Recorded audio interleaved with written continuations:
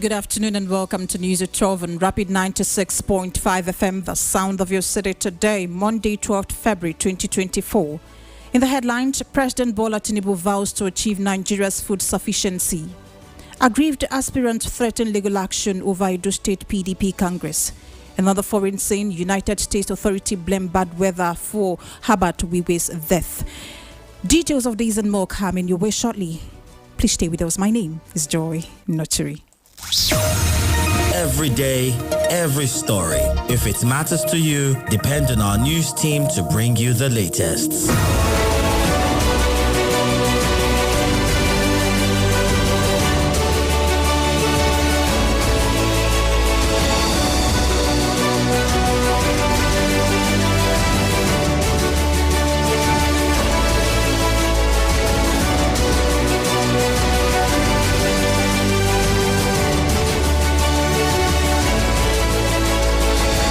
And now the news in full. President Bola Tinubu has affirmed his administration's determination to revolutionize agriculture to make Nigeria self-sufficient in food production and a net exporter of agricultural product. Tinubu, who made the declaration when he received a delegation from the global Tijaniya movement led by Khalifa Mohammed at the presidential villa in Abuja, emphasized the importance of spiritual endeavor in the nation building, underscoring his administration's commitment to support religious activities. We are going to invest in irrigations for this country. Nigeria would become net exporters of food. That is the sooner, and that is where I grew up to understand it. The problem of the country on livestock will change. We will change that. Nigeria will live in harmony and become economically viable, buoyant, and happy with production of milk, production of animal husbandry, production of veterinary jobs, and all of that. That is my own concern. We believe through you, we can educate more people. We can help more people to grow. We can make history of Nigeria a better place.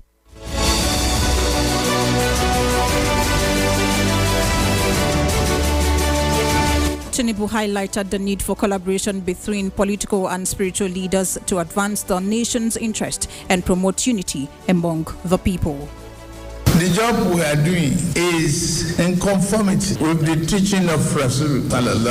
Looking at the welfare of the people, we have to equip all the hospitals with modern equipment, train our doctors, and retrain them to take care of the welfare of the people. We have paid for the insurance welfare, social welfare of the people, so that every citizen of this country will be insured for health. That is our priority. We notice some problem with hunger when you see the war in Ukraine, in many other places.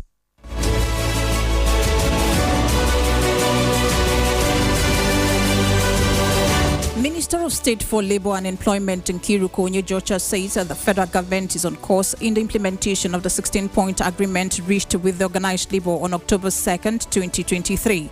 Onyejocha, in a swift reaction to the strike notice from the organized labour, insists that the government is displaying good faith in the implementation of the 35,000 naira wage award and the setting up of the minimum wage negotiation committee.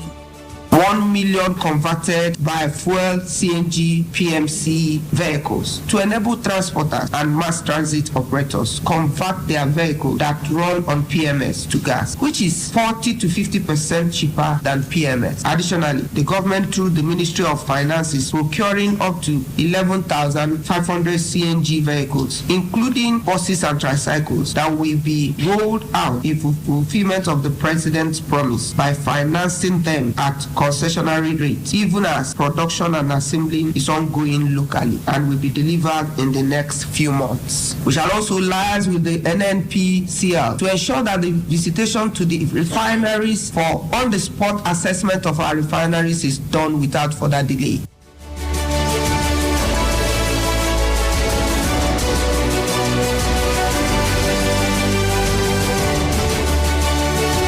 According to her, the federal government will embark on social dialogue to resolve the workers. Trump strongly urge the organized labor to continue demonstrating prudence in their decisions and actions as the government works exceedingly hard to address the challenges currently faced by the nation. Finally, we wish to reassure Nigerians that this government is fully committed to honoring its obligations to workers and the less privileged in Nigeria. We will ensure the complete implementation of the Memorandum of Understanding MOU we entered into with organized labor. Our word is our bond. I can confidently say that President Bola Ahmed Tinubu's administration stands firmly with the people, and the President is tirelessly working to ensure that everything is done to address the needs and concerns of Nigerians.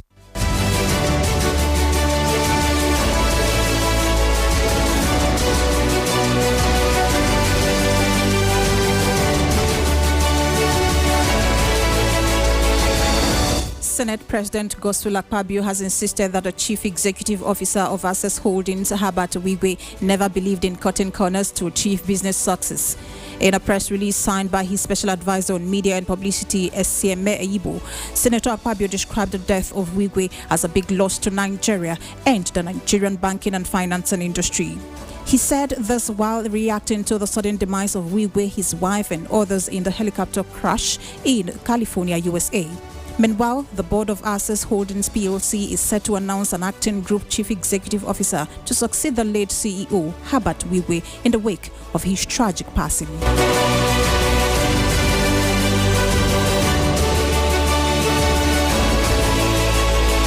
Primate of the Church of Nigeria, Henry Ndukuba, has implored President Bola Tinubu to urgently act fast to tackle the growing hunger and economic hardship facing Nigeria. Speaking with journalists after the church service, Ndukuba stressed the critical state of the nation's affairs and called on the full repentance and resistance of apostasy while condemning ongoing attack across several states. He reiterated the need for the civil and democratic constitution that truly represent the populace, ensuring no group is isolated, urging the government and security forces to uphold their duty and protect citizens and their property.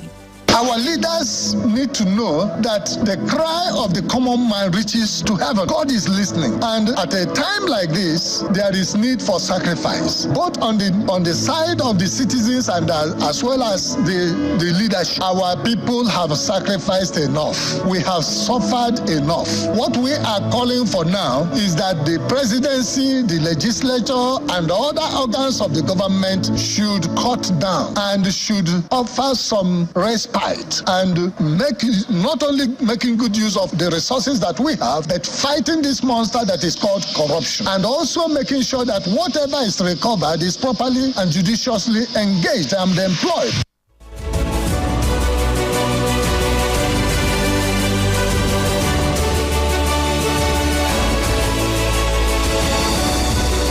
Aggrieved members of the People's Democratic Party (PDP) in the just concluded Board and Local Government Congress of the party have said that they may be forced to take legal action against the party if their grievances were not addressed by the leadership of the party.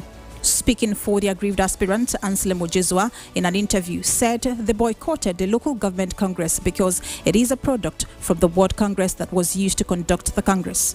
According to him, they have approached the appeal panel set up by the national leadership of the party to right the wrongs purported by the Governor Peter Mbah Enugu State-led Congress Electoral Committee. Ojezua called on their supporters and party members to remain calm and that at the appropriate time they should know who to hold responsible for the party misfortune in Edo State.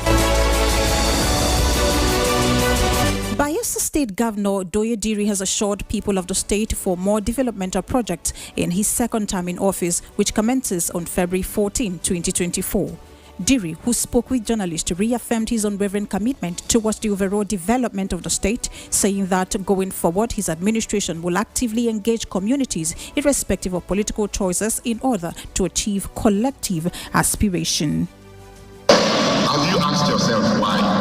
And the Bible tells me that when the Lord is with you, even your enemies will be at peace. So in this Thanksgiving, it is not for PDP. It is not for APC. Just as the preacher apostle said, it is for you and I. Bayelsa State has been delivered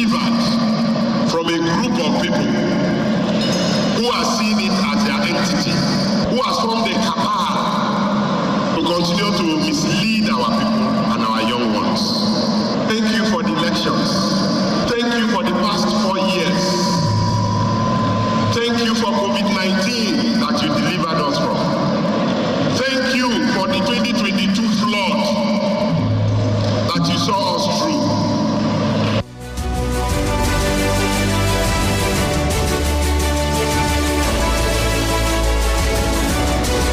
Rebisi Kingdom women protest the invitation of the Queen of Rebisi, Juliet Eluku, to the office of the River State Commissioner for Chieftaincy and Community Affairs, Charles Amadi, over the issue brought before him by Chief Honorable Azubike.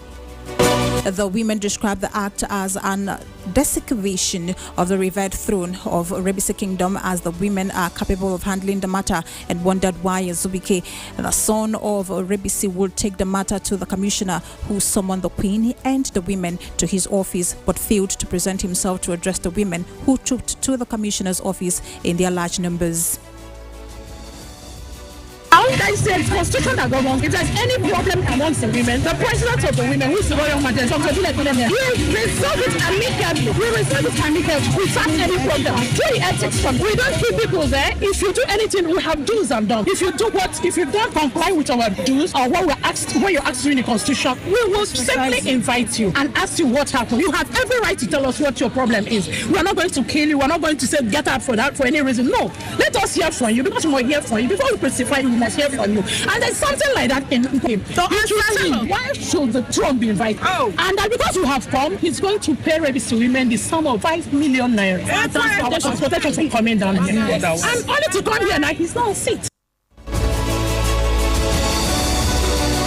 The women fined both Azubike and Charles Amadi, who is also son of Rebisi, 5 million naira each for dishonoring the throne and for ignoring invitation he placed to the women. You're still listening to Rapid 96.5 FM News at 12. Next is foreign business and sports stories. Please keep staying with us. Every day, every story. If it matters to you, depend on our news team to bring you the latest.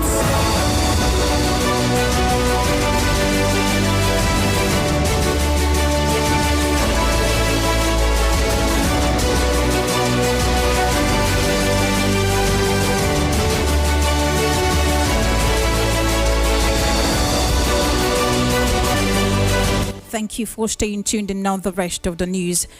United States authorities have revealed that parliamentary reports suggest that the chopper crash that killed Chief Executive Officer of the Access Holding PLC, Herbert Wigwe, his wife, son and others, was because of wintry weather conditions.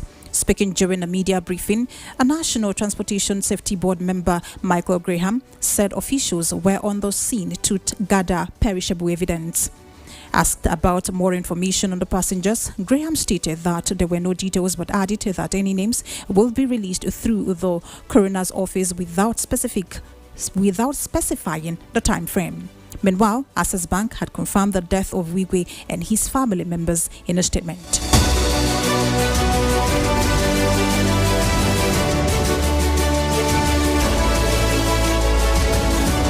And in business, Jordan and Iraq have signed a document on Sunday to supply electricity. Under the agreement signed by the Armenian, Jordan will be free. Feed Iraq with a capacity of 40 megawatts in first phase. Head of Jordan's national electricity company, Ahmed Rashid, said the agreement is also part of a more comprehensive plan to establish a common Arab energy market in the future, noting that a second stage of the project is expected to take place in the third quarter of 2024. And in sports, Abia State Governor Alex Oti OFR has commended the Super Eagles of Nigeria for making the country proud at the just concluded Africa Cup of Nations AFCON 2023. Governor Oti said even though the Super Eagles came short of lifting the trophy, the players gave their best to succeed in further strengthening the nation's image as a formidable force in African football. Governor Oti commended the Super Eagles for their unrelenting show of strength despite the intimidating roars of the home crowd, who determined every inch of the stadium space, buoyed by the presence of the Ivorian president.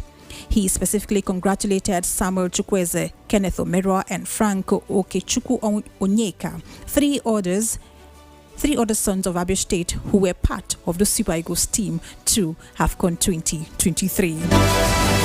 Before we go, a recap of the major stories. President Bola Tinubu vows to achieve Nigeria's food sufficiency.